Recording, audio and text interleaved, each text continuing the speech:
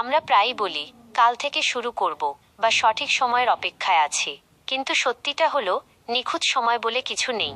আপনি যে মুহূর্তে কাজ শুরু করবেন সেই মুহূর্তটাই নিখুঁত হয়ে উঠবে। সফল এবং ব্যর্থ মানুষের মধ্যে বড় পার্থক্য হলো সফল মানুষটি কাজ শুরু করে দেয় আর ব্যর্থ মানুষটি শুধু পরিকল্পনা করে। 2.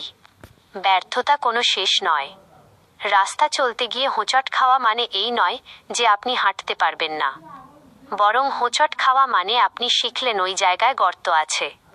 এডিসন বাল্ব আবিষ্কারের আগে 1000 বার ব্যর্থ হয়েছিলেন।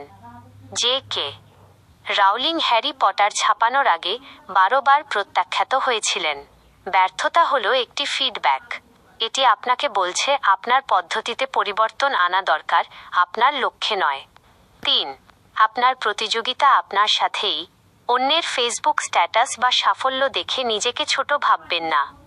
মনে রাখবেন, প্রত্যেকে আলাদা আলাদা সময়ে ফোটে। সূর্য সকালে ওঠে, চাঁদ রাতে, কিন্তু দুজনেই নিজের সময়ে উজ্জ্বল। মনে রাখুন, গতকালের আপনির চেয়ে আজকের আপনি যদি 1% ও উন্নত হন, তবে আপনি সঠিক পথেই আছেন। 4. সময়ের মূল্য এবং শৃঙ্খলা, ডিসিপ্লিন। অনুপ্রেরণা বা মোটিভেশন আপনাকে কাজ শুরু করতে সাহায্য করবে, কিন্তু শৃঙ্খলা, ডিসিপ্লিন আপনাকে লক্ষ্যে পৌঁছে দেবে। মোটিভেশন আবহাওয়া বা মেজাজের মতো, যা যে কোনো সময় বদলে যেতে পারে, কিন্তু ডিসিপ্লিন হলো সেই শক্তি যা আপনার মন খারাপ থাকলেও আপনাকে টেবিলে বসিয়ে রাখবে। 5. গন্তব্য নয়, যাত্রাকে ভালোবাসুন।